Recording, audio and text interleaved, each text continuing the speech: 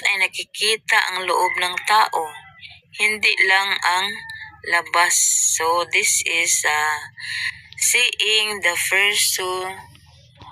person inside. Thank you and God bless to all.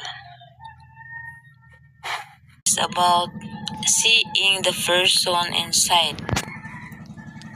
So, walay makakita sa atong pagkatao, kundi ang Diyos lamang. So, seeing the person inside ay tungkol sa pagkilala na tunay na pagkatao ng isang tao.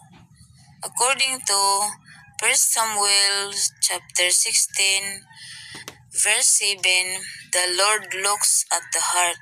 So, ang Diyos mutanaw sa atong kasing-kasing.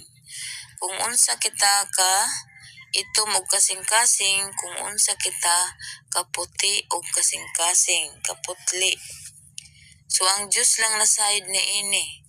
Wala tay karapatan sa pag-judge sa atong isig katawo, kay wala kita masayod sa iyang sulod sa iyang kasing-kasing. Our topic for today is about pull the eads in Bible. Pull the eads ay tumutukoy kay Apostol Paul sa kanyang pagtanda. According to Philemon chapter 1 verse 9, Paul calls himself Paul an old man.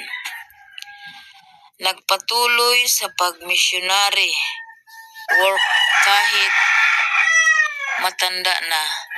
So, brothers and sisters, dapat nating gayahin ito si Paul. Kahit matanda na siya, patuloy siya sa pag-ministry.